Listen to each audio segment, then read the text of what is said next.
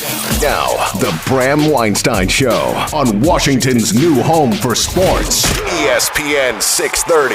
Hey, baby. Hey, baby. Hey, baby. Hi, everyone. What's up? My team didn't win again last They night. lost again. The Mystics? Yeah. They got a big weekend this weekend. Well, They're taking on the it's- literal two teams in the news cycle. They get both Angel Reese and Caitlin Clark on back-to-back nights at Cap One, which is sold out if you ask me. Not on the weekend, though. It's Thursday, Friday. Oh, Thursday, Friday. Yeah, so it's tomorrow and Friday. Yeah, look at that. Ted hasn't asked us to do the show from down there, huh? Do they have a radio partner? No, they don't. So They don't. They should consider that. Considering the growth of women's sports, they should really consider that. considering they've been around since, I don't know, what, 97, 98? Something like that. They've been around for quite a bit. Yeah, Angel Reese, who they should have drafted, will be here tomorrow. Stop And then Friday is Indiana. Yeah, they should have drafted her. No, they shouldn't. Of course they should have. They have a center. They have a good center. They do? What's their record? Okay, fine. What is their record? Fair enough. Just say it. What's their record? 0-9? Okay. All right. Yeah. Tell me how good their team is. All right, fine. Yeah. Over there. All right. I'd like to talk about the Commanders. I went to practice today. Oh, look at that. Yeah. Sights and sounds. Number 10, Tress Way. I saw that. That's definitive. He was wearing number 10. Well, he's been wearing it since. Okay. And had not said for sure that was his number. Right. When 3 suddenly came on the market, we all thought they would jump on that, but new kicker has 3. Right. So Mystery not solved yet. Yeah. And Tressway, I have not heard definitively say anything. You know, double nickels over there could be 10. That would make sense for Tressway. Right. Not That's to true. tell it, listen, the guy cried over his number. So I'm going to go with he needs to take his time and, get all the Grieve. feelings out, grieve, Yeah. and then get the new number. That's and fair. Hopefully he punts the same. Right. Because if he doesn't, I'm going to yell at Jayden. Yeah. It'll be the first thing I'm mad at. No, you're Like, you not. ruined her putter. Not unless he's having 300-yard games and better. 100 yards rushing. You better.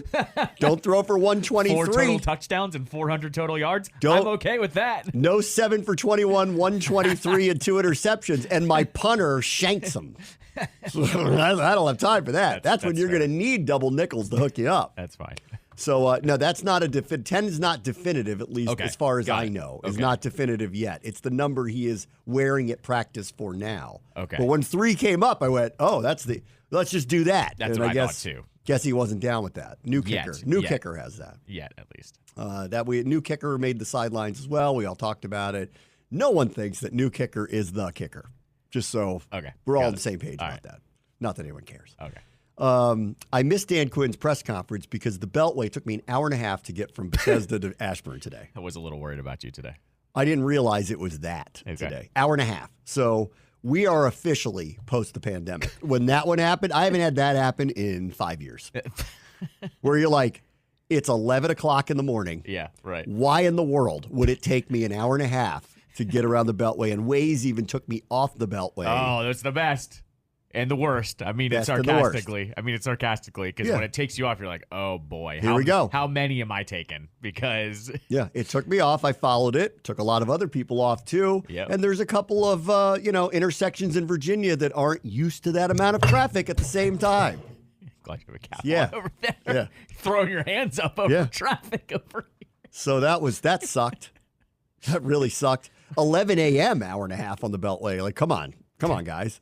Guys. Don't have time for that. What So hard, that sucked. what hard rock did you throw on during that drive? I was mad. Yeah. I was mad. I hate being late for literally anything. And then, every turn was, there's no way I'm catching this press conference, and that just angers me. Okay. So I missed that. But I saw all of practice, which was the good part. Okay. I got there for that. That's what matters most. Okay, so Tressway, we'll see. See what happens there. New kicker's there. I don't care at this point. I mean, it's a little early for all of that. What am I going to learn about that at this point? And everybody is of consensus that our kicker is on someone else's roster currently and probably will be. Right. And then I threw out my theory of our last preseason opponent is New England. New England's 2 kickers right now are Chad Ryland, who they drafted out of Maryland, had a great career at Maryland. So he drafted kicker, so that's, that means Yeah, something. yeah, You're right. drafted. And Joey Sly. Well, one of them could just hang around after that last preseason game because one of them's getting cut. That's right, Just yeah. stick around. Right. And either one of them would be, unless Chad Ryland shanks them left and right, either one of them, to me, feels like the don't get back on the plane with the Patriots, whichever one of you is getting cut, just stick around here because we need a kicker. Right. So that's what we all feel like is going to happen. No offense to the new kicker. We'll see what happens when he kicks. Got it. Which I didn't see much of today. I do want to focus on this, though, which was, I think I've talked a lot about this up to this point. I've seen, 5 or 6 practices total, throughout the course of the offseason so far. The rookies got out there. We've had OTAs. We've had a few of them open. And a lot of, I talked about this yesterday when I was reading the Keim article about Kingsbury, and they might run a lot of no huddle. They might not. I don't think we know what's really going on here. I haven't really seen them practice much yet. And so I'm a little reluctant to go, well, I think this is going to happen or that's going to happen or that type, or what the style of offense truly is going to look like in year one, especially with a rookie quarterback. I don't really know. And then I read a lot of things or saw a lot of things of people who were at the practices, and they were saying, oh, my God, Emmanuel Forbes is returning kicks, or, oh, my God, Mike Davis was starting over Forbes, sure. And, oh, my God, right. This linebacker did this. And I don't think we know anything yet, right? Yeah. I've left with, I'm not sure what they're trying to get out of these practices yet. They're not hitting each other. They're in shorts and T-shirts. In fact, there was one a couple weeks ago when we saw those, the viral, really nice passes from Jayden to Jahan Dotson. When we saw that one, that actually, I think they were running drills. I don't actually think they were running an offense. I think they were running drills. And there's a huge difference. They're running specific plays just to run them. Today was actually the first time that I felt like I was at a training camp practice. It was the first time I felt that way. Again, it's very limited in contact, right? Because you're just not allowed to do it. So it was very limited, but the tempo was higher, and I started to notice pairings and combinations that I hadn't seen yet, and I'm going to put some more weight into this. Again, I don't think any of this means specifically that this guy's starting here or that guy's starting there or this is what they're going to do. However, this was the first day that I described it when I was talking to some of my colleagues down there as, we're getting some guys some run. So I'll tell you about it. And I think the part that really stood out to me most today was the offensive line. Okay. We kind of don't know what's going on there other than they signed Tyler Biadasz. He's your center. Sam Cosmi's going to be the right guard, right? He had a great year, and I'm assuming they're happy with him, and I haven't seen an inkling of that they're thinking about moving him to any other position than that. So I'm going into it thinking no position flex. No position flex. It's good for him. Yeah, I don't want to PTSD him. Too soon. Sorry. Way too soon for him. So we've got those two. You hear him shuddering. Yeah. I think those two are locks to me, short of an injury. Yep. Those two are the locks of the offensive line. Left guard today, I saw Nick Allegretti with the starters. Okay. So it was the first time I've seen them run him out there definitively with the starters. He also has something going on with his arm because he had a brace on, which I didn't love seeing in the offseason, but whatever. And no one seems too concerned about it. And he ran out there. Again, temper this with, they're not in full pads. They're not hitting each other. They're not, but what Voice I saw, of the team says Nick Allegretti's starting. No, I'm just correct. I'm just kidding. Correct. But this was the first time that the tempo, pacing of the practice, all of it felt like you're getting some real run here. Okay. This isn't just throw guys out there and let's just see what we do, which made the next part interesting. The starting left tackle, and again, I use starting in quotation marks, was Trent Scott. Okay. Which I think most people just assumed is Cornelius Lucas at this point. Right? This does not mean he's not the starting left tackle, but I'll tell you what happened next was the more interesting part of it. So Trent Scott is getting run, quote unquote, run with the ones. Mm-hmm. This was a more up-tempo practice. Payne and Allen were out there against them, the real guys. Dorrance Armstrong was out there. The real group was finally kind of out. We weren't just mixing and matching to do so. The real guys were out there. It is notable that Marcus Mariota was the one taking the snaps in this scenario. I have a hard time buying that Jayden Daniels isn't going to win the job, but they're going to that was a signal to me of they're going to let him earn it and let the process play out, even if we all think we know what's going to ultimately end up happening. And I think that that's what's going to happen, but we're early in the process, but they're letting it play out for sure. And then what happened next, Wiley was the right tackle. Not a surprise, okay?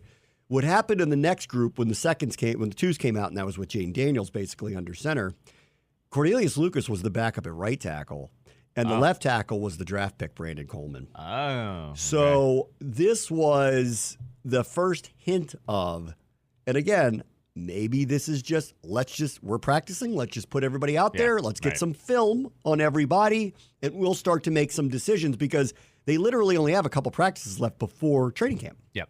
They've got tomorrow, which we're not allowed to watch. I think they're going to make some people available, but we're not allowed to watch.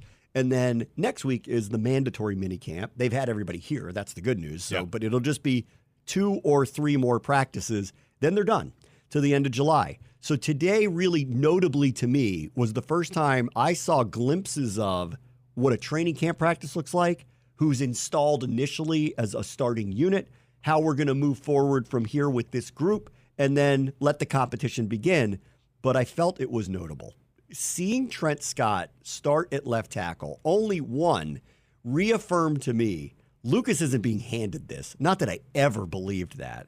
And 2, they may still not quite have the left tackle they want, but they may need to figure out what kind of rotation they're going to get.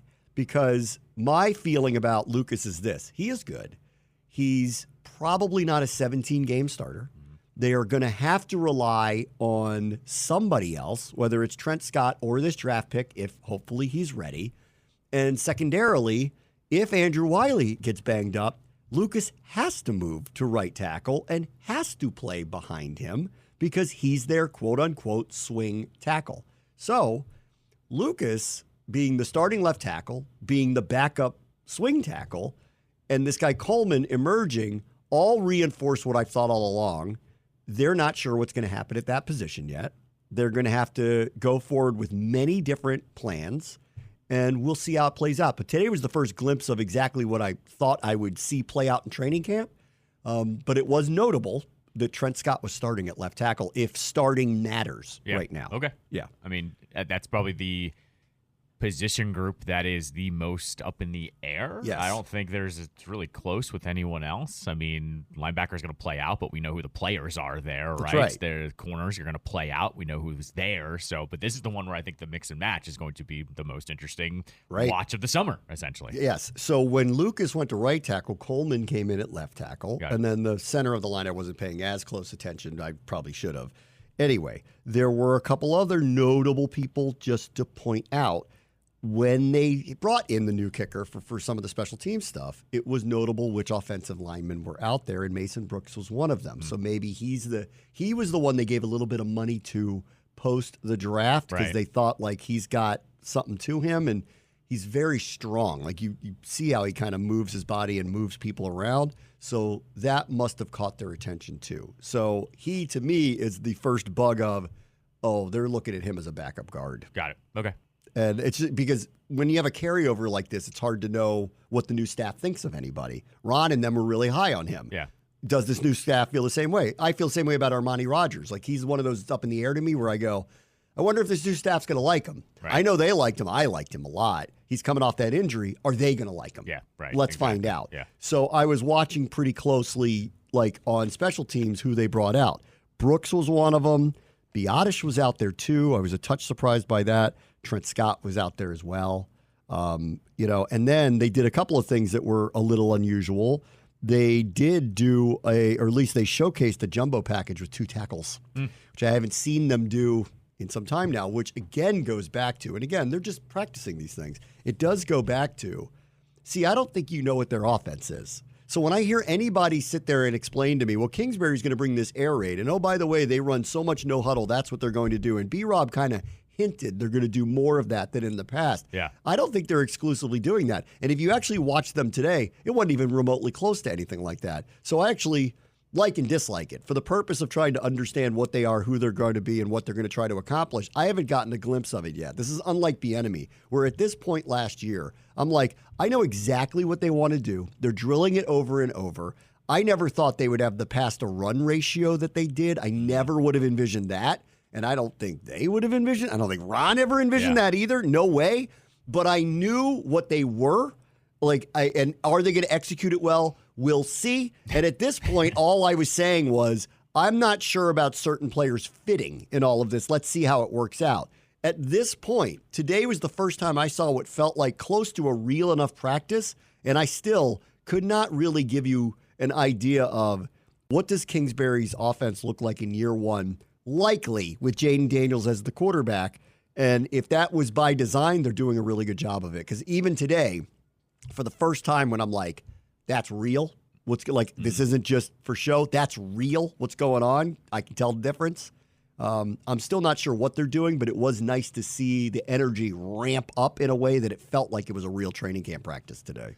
On the whole offense, as a whole of what we're going to get, I'd rather hear this than what you're telling me right now about Bieniemy last year, because as we have notably pointed out a bunch of times last year, there were people standing in places where they knew the ball was going to go by week 3, right? Yes. Weren't the Bills doing that, I think? Correct. So I'm all right with this over the place.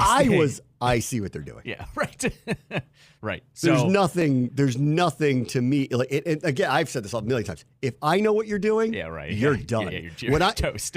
The second I watch anybody on film getting ready for a game and I know what they're about to do, I went, if I know what they're about to do, you guys are done. Yeah, right. Exactly. If I'm calling out where you're going or doing, you better have better players than us. Because Gibbs used to say, we don't care if you know what we're going to do. We're just better than you. Yeah, right. And that's a winning team if you could, if we can line up and they can say, you're going to run right. And you're yeah, we are. Watch this. Yeah.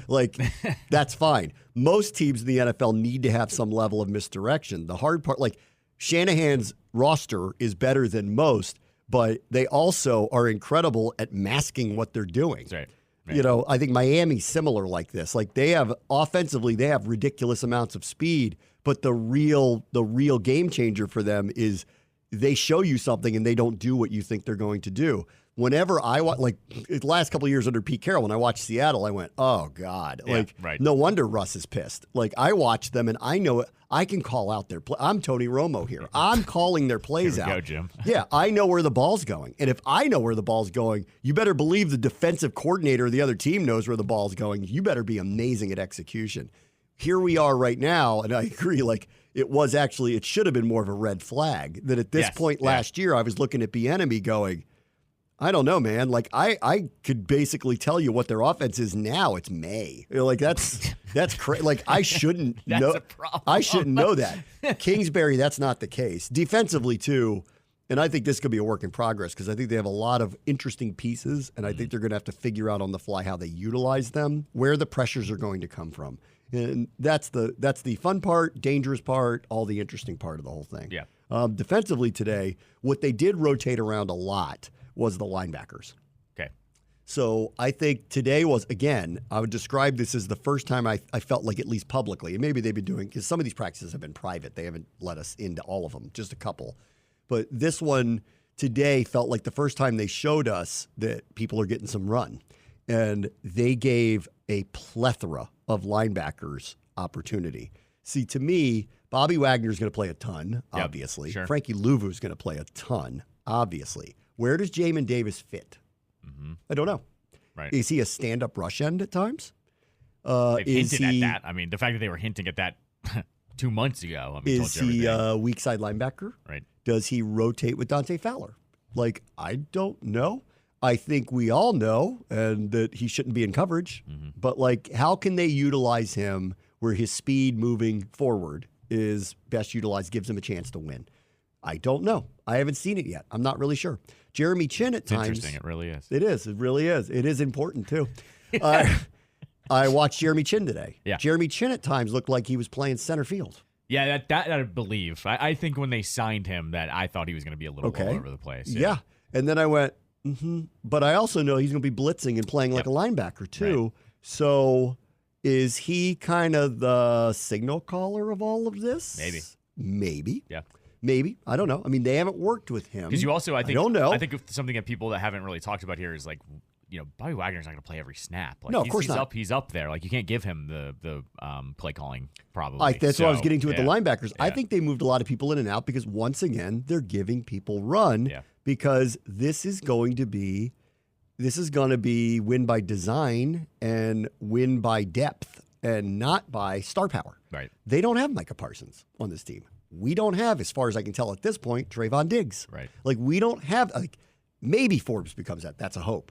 The other corners are not apt to be that. The hope is Forbes could be that, and maybe he is, maybe he isn't. but there's no obvious that person. We don't have a Micah Parsons. Like, edge rush and left tackle are glaring needs that will have to be addressed in the offseason, but we don't have somebody like that.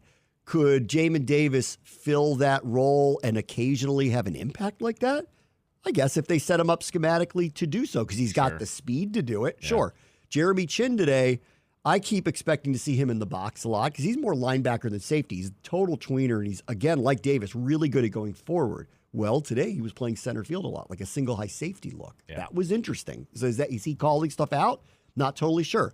They were running the corners in and out like they have. I think because that's just a competitive spot. It has nothing to do necessarily with who's going to start, who's not going to start. I just think that's a wide open win the jobs. They have a couple of very good veterans. They've got guys like Forbes and St. Juice who are carryovers, and I think they're just going to go best man wins here. Who figures out our scheme? Who gets their hands on the ball? Who catches it? Because they really value turnovers. That group especially. So I think like that group feels like a win the job. The linebacker one felt like you all know Bobby Wagner and Frankie Louvu are our guys, but we need the backups. Win it. Right.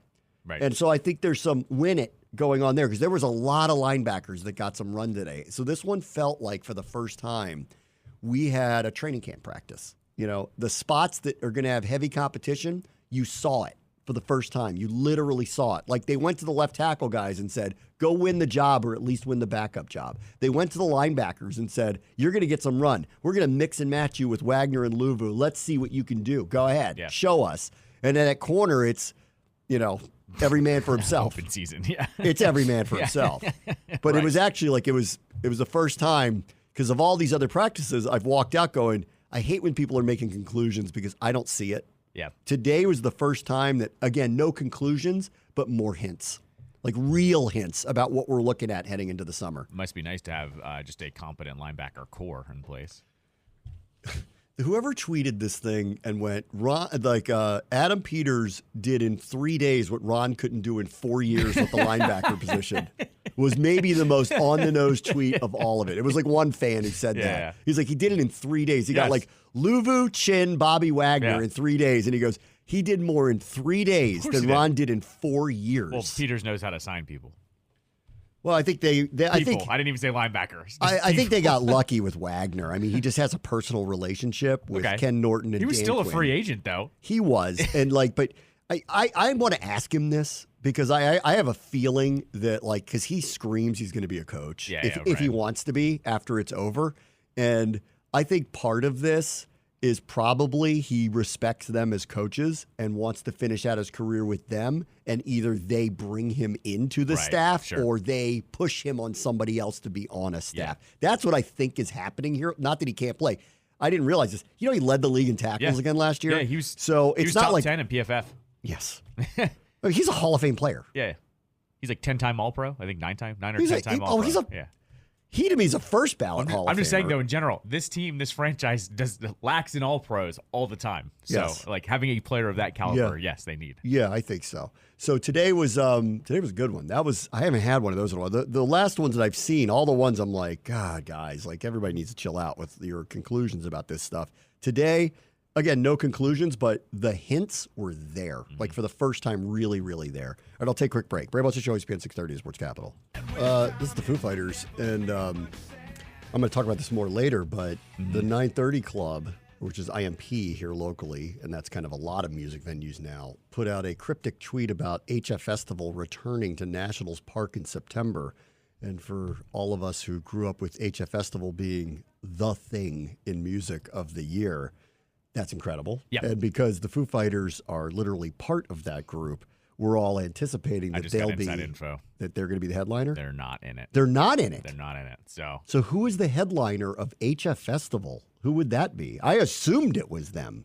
I looked at their touring schedule, and they actually don't have any dates there. They're they do all these fests at the end of their tour, and then the last fest they have is the week after that one. So I don't know. Maybe that's just. Are they just going old school 80s, 90s bands? Is that what they're going to do? See, that's a good question. It feels like it has to be a major headliner. Well, they also, I feel like you got to do a good mixture. That's what HFS was always about, was that you actually had all of these really good, big modern artists with a couple big old ones folded in. I mean, I looked at a list before the show started. It was like The Cure, The Offspring, and Jay-Z. Yeah. That's a good mixture right That's a there in good the early mixture. 2000s, right? I'll take that for this one, too. The Cure, The Offspring, and Jay-Z. I don't like. When's the last time Jay-Z even performed? He doesn't really anymore. Yeah, he does things for like the Grammys. I every think once he's in a like while. popped up on things every But, once in a while. Like when Beyonce had him do a couple songs, I think he popped up on stage and did it live a couple times. Okay, but that's but about it. He hasn't done a tour in No. God knows how long. No, I mean, he's smart enough not to do that again. He saw 50 Cent at the Super Bowl. Was like, I'm out. I don't need to do that. He's like, I made my point. I don't need to do that. Well, because I think you'd appreciate this. Did you see what happened with Method Man? No. Method Man like opened up.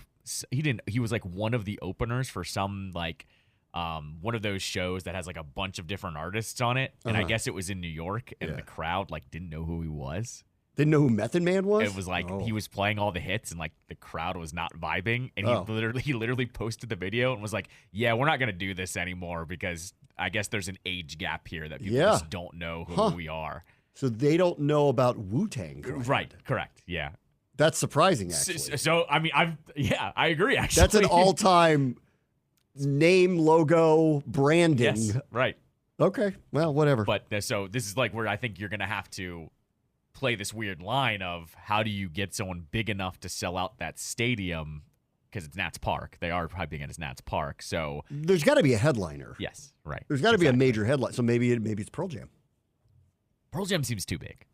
Maybe. They seem too big because that's a band people travel and they would All right, sell so out by themselves. I'd have to go through the list. Who were the headliners through the years that would look at this and be like somehow nostalgic to do this here again? I'd have to look through. What year do you want? Because I have them all pulled up.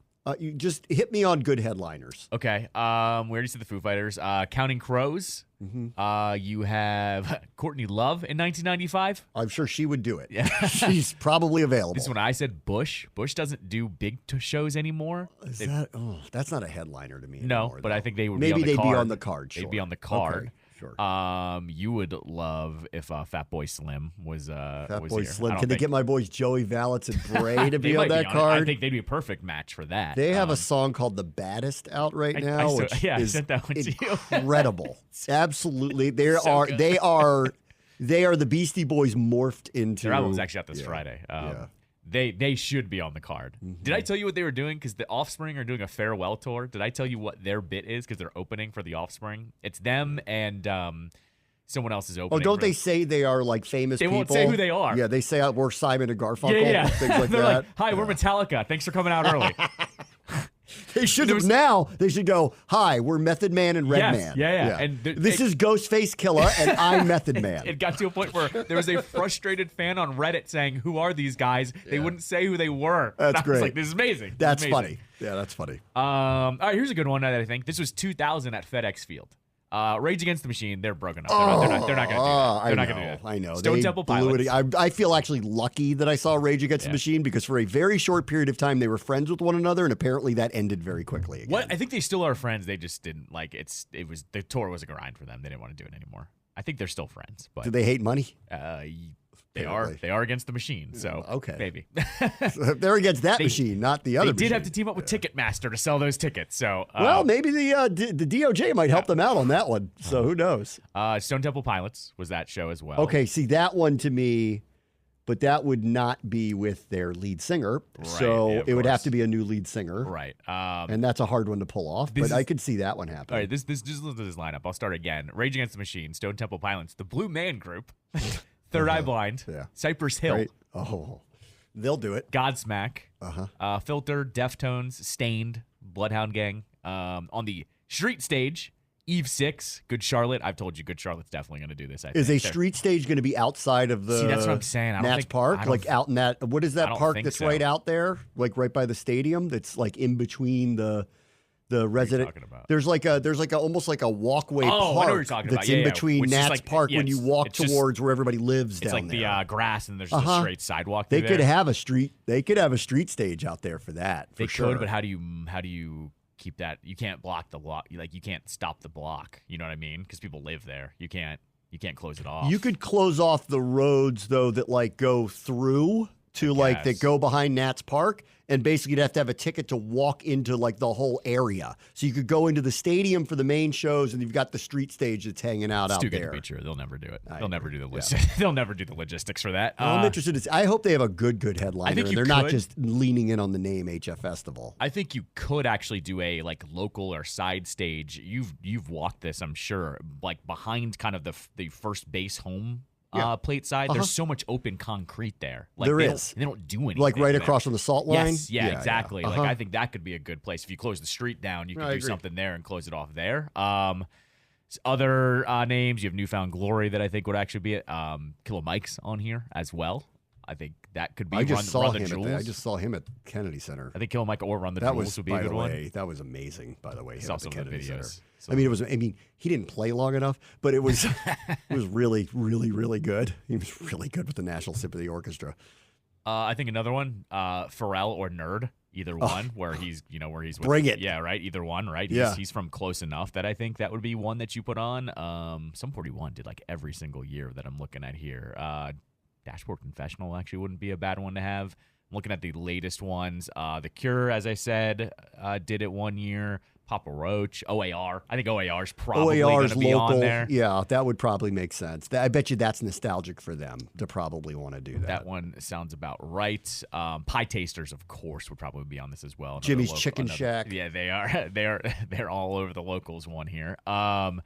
Trying to go through here as well that I haven't named. Incubus would be one that I don't know what they're doing right now. There's another year. Any of the local old school punk bands, I wonder if they're still touring around and doing anything again. That would be a good callback. Scream just did a reunion at I think it was Black Cat or Atlantis. They might get together to do something like that because it's here locally. I don't know who else punk-wise. I bet you're probably going to toss in some go-go bands there, too. It wouldn't surprise me if that's the case. Get like a Rare Essence version. Yep. They've whatever the version of Rare Essence that exists now. Right, exactly. Right. Gin Blossoms also were on the main stage on the latest one. That was 2011. Yeah. So we're kind of recent on that one. I don't know. Third Eye Blind sounds actually like a gimme, too. Yep. Third Eye Blind is actually really so like people might notice this, but I always notice this. There are certain bands that are really involved with IMP. Like when IMP asks certain bands to do things, they do them. Third Eye Blind's one of them. They opened up with the Atlantis last year. Okay. So that's actually one I would actually check mark off. I bet you they'll do it. Our friend Tim Murray, who used to be a local host and now is at VSiN, texted Callow and said, "I'd like to come on the show to talk about the HF Festival," to which I said, "You can tomorrow, but you have to talk about betting on the NBA Finals too, because it starts tomorrow night," and he's agreed to do that. Yes. So we will let him give his memories of HF Festival. I went to it probably just a few times. Okay. I went to a lot of the big concerts that were RFK based, like the Grateful Dead. There was a 2-day event that had a lightning strike, and it wasn't HF Festival. I can't remember what it was called, where I saw the Beastie Boys. It was a crazy, crazy lineup. It was like this famous concert. There was a lightning strike occurred that like everybody remembers it for back in the early 1990s. But I don't believe that was HF Festival. They never played. I think it was no. I think that was something. That's why I said I think it was something else. I don't remember what the name of the 2-day event was, but the lineup I remember being utterly ridiculous. Anyway, but I went to the obviously like growing up here, that was the thing. Yep. HF Festival. That was the thing. That and DC 101's barbecue thing was that was like the thing. That or Kegs and Eggs. That's right. That's right. Oh, it still is one of their famous ones. Yeah. So I'm very nostalgic for it, but I do need to see who the lineup is because I'm not going just for the name and like I'll buy the T-shirt, I suppose, but like you better bring the actual good lineup for this. Here's actually my estimation. I think it's only going to be one stage because they realize everyone's older that's going to this thing. That's right. I'm the tail end of this one. I never went. I was too young to go. But I always heard about it. My brother and sister always went as well. There's going to be one stage, I bet. Maybe there's a small stage somewhere else, but I doubt it. The logistics of that, do it at a baseball stadium and have another stage is kind of a nightmare. I doubt it's going to be anywhere. So they're going to bring out a bunch of big names. It's going to be an all-day thing, I bet. And then who those names are, I don't know. But it's same thing. It's run by IMP. IMP doesn't mess around with these. Yeah, I think we're gonna have a good headliner. Yeah, I'm pretty convinced of that. I think a headliner that I'm just thinking off the top of my head too. In terms of bands that love to help that brand out, the Killers love IMP for some reason. Like they played the anthem twice now. They're playing Merriweather in September. I mean, if they're doing this at Nats Park, they're not doing this at a small venue. There's going to be a big name. Correct. Otherwise, you're going to have an empty stadium. Right. Exactly. So where's Albie D? He's going to be there. He'll be there, right? I don't know. I assume he works for them. Right? He's got it. He's probably like, "Where's the phone call?" Yeah. If he saw that tweet and didn't know about it, he's like, "I can't believe this, guys." I just want to know, next to the WHFS shirts, will there be Tower Records shirts? No, Albie D actually, maybe. Albie D probably, if he didn't know that this was happening, it'll be the same way I felt when 980 threw a reunion and didn't invite me. And I was like, how am I not invited to that? When did that happen? Like they had some reunion, like 20 or 30 year party or something. Okay. I don't remember. It was not that long ago, like a few years ago. I don't know, something like that. Was this during this iteration of the show? Like, were you working here, or was it? Maybe, I don't remember, but I wasn't invited. And I remember being like, what? What do you mean I'm not invited? How would I not be invited? I should be high on that list. That's where Albie D is on the HF Festival. If he's not doing something. I think now that I'm vaguely remembering, you got salty about this on the Yeah. show, I think. How do you not invite me to that? Andy was invited, right? Yeah, right. Exactly. What do you are you kidding? Anyway, real quick, because I didn't mention him. Jayden Daniels. Yeah. I didn't even mention him. I can't believe I went through the practice without people are listening without giving the red meat of Jayden Daniels. I watched him practice today in that special. So I'll continue just to say this. He feels, and again, I hate making conclusions because it's June. He feels ahead of the curve. Okay. Like everyone's, glowing about the work ethic and glowing about the accuracy when he throws the ball into a net, which is like, come on. If he can't do that, it's a bit of a problem.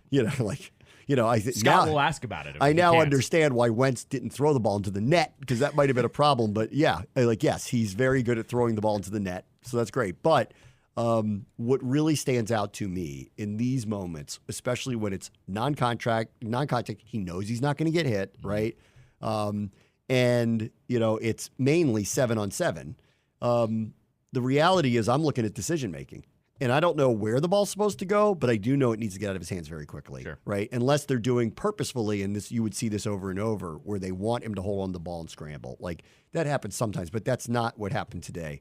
The ball gets out of his hands fast. The decisions are made really fast. Most of the passes are pretty on the dot. There was a couple. There was one that was really high to Ertz today. Mariota was way more off than he was in these moments. And then there was this one, it was one of the first ones I saw in a practice where, and again, he's not getting hit, he knows this, but he did a spin move away from a defensive end, and I went, I can't wait to see him do that in a game. Really what stands out to me about him at this point, and this is the good sign, and these are the little things I'm looking for, which is decision-making. Does it look like he's lost in the offense? Like the first year, and everyone with Hal, like the first year, his rookie year, everybody was like, by the end of it, they were like, well, if he was going to play like that, why didn't you play him sooner? He didn't look like that earlier. Like, in fairness to the coaching staff, like he looked like he was swimming in it, and he needed to adjust, and he wasn't making decisions very fast. And in fact, last year, you saw it in real time when he got the starting job. There were he gave up a lot. They gave up a lot of sacks, and the protection wasn't great, and the scheme didn't really help him, and they threw the ball too much. Sure. However, there were a lot of them that were on him, where he just wasn't making his mind up fast enough to get rid of the ball quickly enough. That's not and we're very early in this process, but he's not pump faking or thinking about where he wants to go or double clutching or any of that stuff. Like, the decision making is happening, at least in my viewpoint, really quickly, which is a really, really good sign at this point. Like, I want him to be CJ Stroud. I think that's the model of, if he's that, we have the rookie of the year, and we're taking off like a rocket ship. If he's, maybe not that, like to that point where they make the playoffs or he's in MVP conversations or things like that, but he's a little lower tiered than that. Well, great. That's a great rookie season. If it's up and down, that's to be expected. It's just I want the ups to look really, really good. What we just don't want to see is a bad baseline of, boy, he's got a long way to go. And the early signs here are that last scenario feels far-fetched to me. Like we're just kind of, as we go through this process, he's somewhere in this is advanced. He's ahead of the curve. He clearly, is a great athlete and is working his butt off to like get better and better and better. And you're already seeing it. Like his decision-making is there. Now, will it work out on the field? I don't know. But the early signs are very good. So when he breaks a 64-yard touchdown run, will you say electrifying? No. I promise I won't, because that'll feel off to do that. I'll have to come up with a different adjective for that. I don't know what I'm going to say, because I have a feeling we have a quarterback now that's going to do things I haven't seen. I think you got to go to the whiteboard and write some things down. I'm not saying you got to. I don't think you have to premeditate what you say, but I think you need to get some verbiage. Just so into you know, the lexicon. Like the only thing that I've ever premeditated, it's two things. It's the touchdown call, or in the case of the Spirit, the goal call. Sure. Yeah. And then I only once thought about what I was going to say if something happened, and it was in the first year when they won the NFC East. I thought about, what am I going to say if they win this game, because they would win the NFC East. So I thought about that beforehand. Everything else just becomes instincts. That's the way I feel about it. But I do like to think ahead of, this guy is going to do some very special things. I need to be, like I said, just get the whiteboard out. I need to be prepared. Write some words. You don't have to put it to a call, but I think you need to get some words out to describe him. Otherwise, I might just go, and that's what you can't have happen. You can't just be like so surprised that there's no word in your brain for it. The Bengals color guy, that's what he does. Just screams. Like you can't believe it. He's always like, go. Go while you're trying to call. I can't have that, right? I need to have the words, and I do feel like he's going to change the vocabulary for sure. All right, I'll be right back. Bram Show, ESPN 630, the Sports Capital. So Callow's playing Jane's Addiction because now people are guessing that it might be them who would be part of HF Festival, which sign me up quickly for that. I should be a VIP with LBD to that one if they're in there. I'll even take my shirt off for Jane's Addiction to run around. I'll have to clip that one and send it to him. Yeah. I'm in for that if they're in. It's Commanders and Spirit play-by-play man Bram Weinstein without his shirt off for Jane's Addiction. Is there something wrong with him? Yes, obviously. It's actually the perfect song to talk that over with, too. Yeah. Yeah. Let's see. At first, C.J. Stroud was defending Aaron Rodgers for still being a legendary quarterback despite having just one Super Bowl ring and never being back since that title. But then the Texans' second-year quarterback was put on the spot. When asked if he'd rather have the career of Rodgers or Eli Manning, he selected Eli Manning. "You want the rings, dog," he said during an appearance on $1 million worth of Game, and said Eli's got two. Okay, I don't mind that answer. Mm-hmm. He's got more Super Bowls. Yes. There's nothing wrong with picking that over Rodgers. Yeah. Let's see. Stroud also said if Rams quarterback Matthew Stafford had the same opportunity that Rodgers had, he would have won 3 or 4 rings. If you give Matthew Stafford a chance like Rodgers had, I guarantee he would have had more for sure. They were in the same division. I mean, that's true. He could have just beaten Aaron Rodgers. Rodgers. The same chance.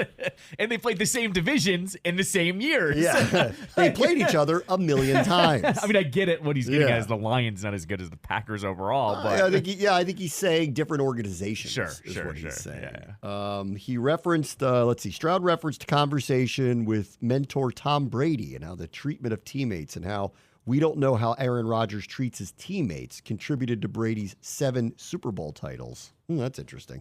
You never hear anything about his teammates don't like him, actually. Right. In fact, you see a lot of his, he makes his buddies come with him all the time. Yeah, exactly. He usually actually, when he gets those special invites, surrounded by teammates. Yes. Let's see. So we'll see. We'll see what happens. I like that answer, though. I want the rings. I mean, he's not wrong. I think Rodgers has blown opportunities. They've been a 1 seed and they've lost multiple times. At home. I mean, granted, they've lost a lot of home playoff games in the last few years. Right. I mean, they were a 1 seed when they lost in the playoffs. And granted, a lot of times they were losing to the 49ers when the 49ers were going to the Super Bowl. So, I mean, that's when they were representing there. But, yeah, I mean, they had their fair share of, chances. I always knock this, too. When they drafted Love, The fact that they drafted Love where they drafted him in like the 20s, what was he, like 26 overall or something, whatever? Something like that, yeah. Well, it wasn't the worst pick in the world. It still did hinder the roster a little bit. You could have added a first-round talent anywhere else. Would have helped. That was the constant thing with him. Sure. You never go all in with him. Right. Green Bay also is one of those places where they weren't too hip on signing free agents in general. They just didn't go about doing things that way for a very long time, and they've come around to this is the way of the world, and if you don't, you can't keep you can only draft so much and retain your guys so often. You have to bring in free agents. So they thought more about it, but if you really look at their roster, you won't see a lot of those either. Yeah. They do selectively here and there, but they don't actually do a lot of it. Right. Yeah. I mean, did Aaron Rodgers have a better opportunity to win more rings than Matthew Stafford did in Detroit? Boy, there's a deep dive there. You'd have to take a look at that with one. With tangible schedules, too. Okay, so they're playing each other twice a year. Yep. Secondarily, to the point of Green Bay didn't go out of its way to make the team better via free agency through the years. And that was an organizational thing, not we're cheap, or it's just organizationally they did not do a lot of that. Some people would say, well, who wants to go play for Green Bay? No, players want to play for championships. And if you have a Hall of Fame quarterback, they typically want to go play for them. Right. So I don't think there was a problem with recruiting guys to want to play with Aaron Rodgers. Like, I don't think it was that hard. Would it have been easier in Miami? Yeah, sure. It would have been easier in Miami, but people want to play for places they can win. Matthew Stafford had Calvin Johnson. It is so hard to sit here and go, well, he didn't have a good opportunity to win. Really? He had like a first ballot Hall of Fame receiver, one of the best of his generation on his team. Like, nobody was better than him at the time that he was in the league. And I would argue he and Randy Moss and Jerry Rice are the best three receivers I've ever seen. Right. Tyreek Hill might be getting into a category of his own, but like, who was better in the last 25 years than Calvin Johnson? Name him. Like, who's better than him? There wasn't much around that, though. Okay. Like, I'll hear you out. Like, yes. Amazing. One of the best receivers ever, period, played on his team in the primes of their career. It's the head coaches is what I think. I'm looking at the head coaches, and it's just a mess. Organizationally, were they kind of a mess? Yeah, sure. Like handshake Jim Schwartz. What's your deal? Yeah. That guy. Wasn't that with Harbaugh? Yeah. What's your deal? Yeah. What's your deal? Or shake his hand. Yeah. What's your deal? Schwartz and Greg Williams come from the same cut of cloth where they're just they're just off. They're just off. Schwartz doesn't look crazy. Greg does look crazy. Yeah, and Greg will kind of tell you. Yeah. No, Greg, when he was doing the Defenders interviews, even this year, I was like, that guy's the same. Like, that guy's still ticking. It's a weird tick, but he's ticking. Yeah. Then it was Jim Caldwell, who was probably actually the better of the coaches. They screwed up with him. They fired him. They never should have fired him. They got in the playoffs with him and they fired him. It was so stupid. He's their Ralph Regent. You guys are idiots. Like, you had a good coach. And they hired your boy Matt Patricia. Yeah, big mistake. That was terrible. Terrible. Mimosas. Remember that? They were doing mimosas the day after. The day we got fired, we had mimosas. No, it wasn't the day you got fired. It was cleanup day. Cleanup day. Because they were so happy the season was over. Yeah. Yeah, that's bad. In the NFL, that's bad. Pretty terrible. Yes. I don't know. That's an interesting one. I have to go back and look. Did Matthew Stafford really have a bad opportunity in Detroit? Perception says yes, but I don't remember Green Bay loading up on all this talent through all those years. Here's the argument, though, that I'll make. I just named do you remember what year he got drafted? Stafford, do you remember what year? Because Rod Marinelli was 2006, 2008. I don't think Stafford was drafted by Marinelli. 9, 10, 11, something like that. He was the number one overall Schwartz, pick. Caldwell, Patricia, and then they traded him. I would say stability matters, though. Sure. Rodgers had one head coach. I mean, that's two head coaches, and one of them was Boy Wonder LaFleur. So, I think there's a difference there. Like, stability matters with the coaching staff, and it was getting flipped over every 2 or 3 years. Was their roster ever really great in Detroit? Probably not. No. Probably not. No. So, I'll hear that. Up. I'll hear that part out. But the Calvin Johnson factor, come on, man. You guys, they never won a playoff game, right? I don't think they ever won a playoff game. Correct, yeah. That's a Hall of Fame combination. Sure. Never won a playoff game. Right. All right, I'll be right back. Bram wants to show ESPN 630, the Sports Capital. This is an all-time great remake of the hit Higher Ground. This is done by the Red Hot Chili Peppers. Are you trying to hint that they might be a headliner? I think they should be on the list. Oh, man. See, that's another one. I will take my shirt off. Well, they will too. Oh, man. They'll join you. Yeah. All of them. My body's better than the lead singers now. I don't know if you've seen him lately. Oh, I haven't. Yeah, he's gotten a little chunky. Oh, well, I mean, it happens, you know. I mean, listen. I'm not here to body shame. A lot of drugs and alcohol that guy's dealt with for a lot of years. Probably in a. It's funny. Yeah, your metabolism changes. Well, I was gonna say he's probably also in better shape now than he was then in terms of like not doing all the drugs and alcohol. I think I've said this numerous times. I think one of my favorite all-time lucky concert moments was I attended American University in the early 1990s, which at the time Bender Arena was the largest indoor arena in Washington D.C. Capital One didn't exist at this point. Therefore, we got some of the bigger concerts of indoor arena size that would come in. And because I was a student there, they had a thing where you could go for free. And in my freshman year, I saw Pearl Jam open for the Red Hot Chili Peppers. That's ridiculous. It is ridiculous. You rarely see the surpassing of one from the other, but yeah, that's right. That's happened. So I have no memory of seeing the Red Hot Chili Peppers, which was why I would like to see them again. Okay, so fair enough. If they headline HF Festival 2024, I'll be there, guys. I put a % chance on that, actually. I think let me look at something real quick here. September 21? Yeah. They say? It's a Saturday. That's a Saturday? Oh, perfect. Because the Commanders play Monday night. Oh, do we know the Spirit schedule, though? Because that could also throw a wrench into things here while we're getting way too excited. I don't recall a match that weekend, but maybe there is one. Give me 2 seconds here. Maybe there is one. It'll rain on both of our parades if that's the case. Nope. Friday at KC. At KC. Too good. So we got Friday Spirit, Saturday HF Festival, Sunday I fly to Cincinnati. Oh, there you go. On to Cincinnati.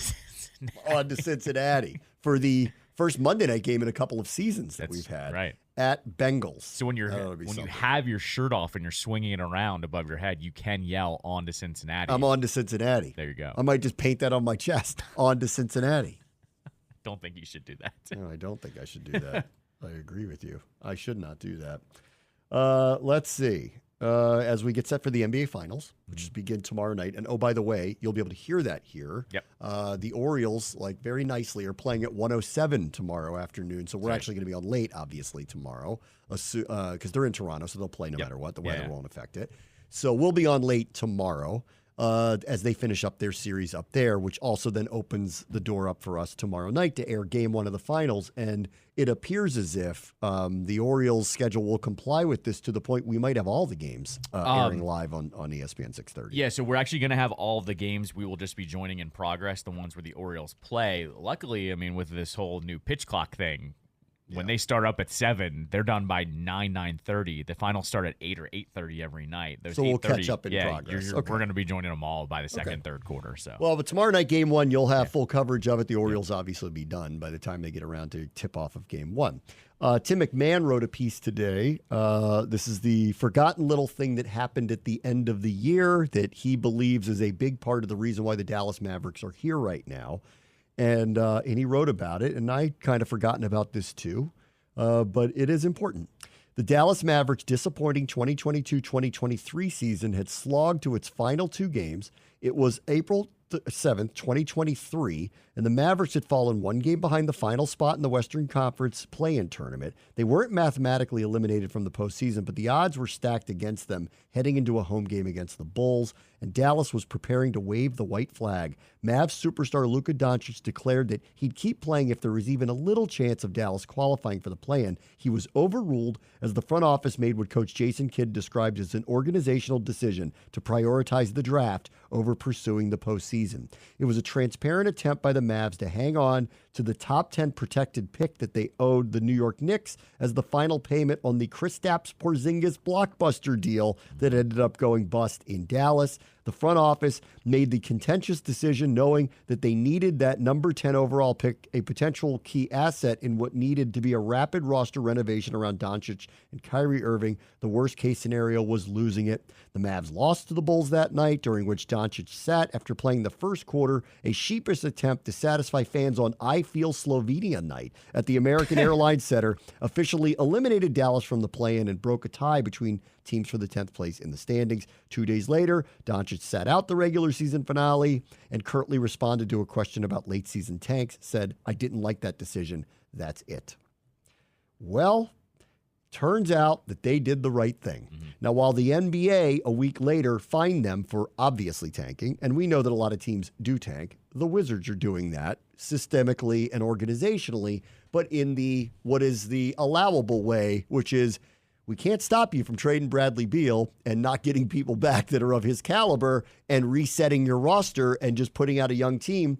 We know what that is, but we're not going to penalize you for that. That's just an organizational reset. But at the end of a season, when you might make the playoffs and you have two superstars on your team and you choose not to play them, it's transparent what you're doing, and that's not good for us or the fans. We're going to fine you. And they did, $750,000. And Tim McMahon's story basically is unbelievable money well spent. Look where they are today. Yeah. You were in France. David Aldridge did a full breakdown of that as well, saying, I forget who they got in the draft. Derek Lively. Yeah, and he was basically saying this ended up being Derek Lively. It was their missing piece. And he commended them as well for basically going, we can't go toe-to-toe with the top teams in the West. We're going to go ahead and pack it in and then come back next year. And it worked. Yes. It worked to perfection for them. Yep. They got fined $750,000, and it says 14 months later, despite the controversy and risking a wrath from Doncic, the move looks like to be a stroke of genius. That's because the payoff from the first-round pick was prized rookie Derek Lively, a 7'1" center who's made a massive impact, second-team all-rookie selection who was actually selected at 12 after Harrison traded down, has been worth every bit of this fine. And, I mean, you know, I know people never want to talk about the tanking stuff, but it is the right thing to do. And in their case, what's interesting is there are plenty of teams that do it systemically. The 76ers made a mockery of it years ago by doing what they called the process, which was to have as bad a team as humanly possible for at least a few years to amass as many top 5 picks and hopefully number 1 picks as they could. And then once that comes together, just unleash it on everybody, and now we're not tanking anymore. The Thunder have done a similar thing, with the exception of they just amass such a crazy amount of draft capital. They're not just losing, they're just positioning themselves. And what's happened here, it's been unleashed, and we don't know how good they're going to be over the next few years, but they're clearly extremely competitive. The Wizards are hoping to do something like this. That's the plan, and I hope they're right about this. They think Bilal is piece 1. They're going to hope the number 2 pick is piece 2. They're going to hope that. They're hoping Denny is one of the pieces as well. But we are, as we all know, we are some time away from whatever their Kraken is that they're going to try to shoot out there and put out and say, now try to beat us, and we're going to try to compete at the highest level. What the Mavericks did was overt tanking at the end of a season to avoid the playoffs for the purpose of draft positioning. That's right. And that's why there was a clear difference and why the NBA had to do something about it. But even at the time, I agreed with what the Mavericks were doing. Same. Yeah. At the end of a year, getting 10th place into that play-in is not worth being in the lottery, period. It's not. And the difference here is in hopes benching 2 players gets that, pulling 2 players from your roster gets you to that point, right? Yeah, as long as, the backups aren't winning the game and then they say back off and lose. Yeah, right, exactly. Literally lose. But by benching Luka and Kyrie, they pretty much were guaranteeing down the stretch they were going to lose more than they would win. I don't mind this. It's a different discussion because I think it comes up every single year, right, in the NFL. And you and I have had the conversation. You can't tank in the NFL. Players in the NFL, you just cannot go through the season and then have them lose at the end of the year in the NFL. And in the NFL, you just can't do it. But in the NBA, if you're going to kind of do it at the end of the season, I don't see the big deal with it. Because I think we get into this. The issue is The fans pay a lot of money for the tickets. Sure. The fans do come to see Luka Doncic and Kyrie Irving. Sure. And if you pull them out, not for injury reasons, and you just pull them out, you are not giving the fans the best product. And therein lies the problem. Right. Okay, and I understand. Okay, well, they that. ate the fine for it. So, I mean, They did. And you know what? I think they deserved to be fined for it. But they also clearly did the right thing. And it looks completely like the right thing because look where they are right now. Sure. Had they stupidly won one of those games, ended up as the play-in, didn't get into the lottery, ended up not getting this player, would this have happened again anyway? Because Irving and Doncic had this crazy postseason run? Maybe. But having the better player on their roster clearly made the fine worth it. Yep. Right. And I don't blame them because it's so clear as day why they did it. There was a trade. Yes. Yeah, exactly. Had it just been their pick, I wonder if they would have thought differently about it. Right. But because of the trade part of that, are we really going to give this up to them? This takes a little organizational looking at the draft, which at this time of year you can, and go, okay, because this draft might be different. They might not have done that this year. Considering what people are saying about this draft, where nobody even knows who the number one pick is, and nobody's looking at it going, oh my God, there's all these great players that are going to be selected and come into the league. They might have been like, you know what, if we get in the play-in, great, and if we don't, whatever, we'll give the Knicks that pick this year and get it, because they got to give it to them at some point. Like, let's just get it over with. People might think about this differently. Like, I think it was somebody the other day just seeded over one of their picks in the first round because they're like, this is the year to do it. You have to make a choice. You do it this year or some future year. And that was a sign of what this draft is. When somebody just goes, no, let's just do that now. Here you go. Yeah, I think it was the opposite. They deferred. They had the option to defer at a certain point. I forget who it was, but they were like, we're not picking someone from this draft. We want next year's draft. Correct. It was a deferral. Yeah. Which is the same thing. Yeah. We have the option. We're punting on this. Yeah, we're not doing it this year. Dallas, if this was this year, might not have done the same thing. Mm-hmm. They might have looked at this draft and said, you know what? Like, I'd actually rather give the Knicks this one now. Right. Yeah, exactly. They're going to be stuck with a not great player. It completes that deal. It gets that out, gets us out from under that. Let's just move on to whatever the next thing is. But they looked at last year's draft and went, no. They're like, are we going to be 10th place and get run out? Right. We'll get 10th place, and then we lose that game, we're out. So we didn't even have a home game in the play. Like, how is this even worth it to us? Yeah, exactly. Yeah. They paid the price, and it seems like the wisest fine that was ever paid in the history of the NBA. And Cuban knows how to game the system a little bit. He's smart enough. As I said, I think it's more indicative of them that they find that a team actually went and looked and said, we're not as good as any of these top teams. Yeah. We're not going to just sneak into this we're thing. going to be 10th place. Like, even if we thought, like, you know what, we've been injured all year, we got a shot if we just get a shot.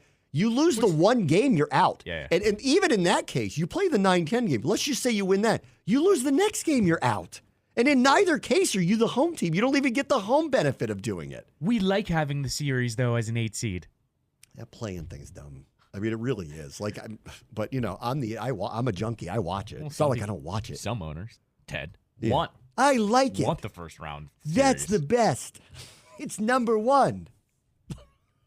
Remember when he said out loud they wanted to sneak into the playoffs every year because that was worth a lot of money to them?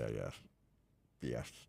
If that's what your organizational thing is, you're wrong about what your goals are. You're wrong. Yeah, I would want to be in the playoffs every year too. I'm with you. I don't want to have to tank. I don't want to have a crappy team. I'm with you on all of that. But if you're settling for 6th, your goals are off. Yes, correct. I don't settle for 6th. I may end up being 6th, but I'm not settling for it or happy about it.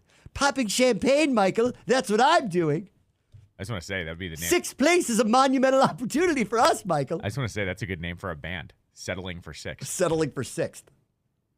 It's a good one. It is. Not bad. Are they going to do a post-game concert? They should. Settling for 6th. What songs do they play? Bullets Fever on repeat. Yeah, it could be. The other thing out there is LeBron James is doing his podcast and saying things like, boy, he misses Kyrie Irving, and he's effing mad that they ever split up, which, LeBron, that's on you. Once again, that's on you. Who did this? Yeah, who did that? It's the old meme. Yeah. Who would ever do something like that? Yes. It should be LeBrons pointing at one another, like the Spider-Man thing. It's really what it should be. All the LeBrons just pointing at one another. The reason why you're not playing with him and didn't have a 10-year run with him and maybe won multiple championships is because of you. You're the reason that happened. Like, hello, I'm mad I'm not playing with him. You're the one who controls the NBA universe, and you know it. You're the one that screwed that up along the way. You got mad at yourself for leaving Cleveland the way you did, even though it probably was the right decision. Of course it was. You went to 4 straight finals. You were right about that. You just shouldn't have left the way you did, which left you feeling sad about yourself for making a bad decision. So you go back to Cleveland and yell at the owner, which was funny, and then you win a championship.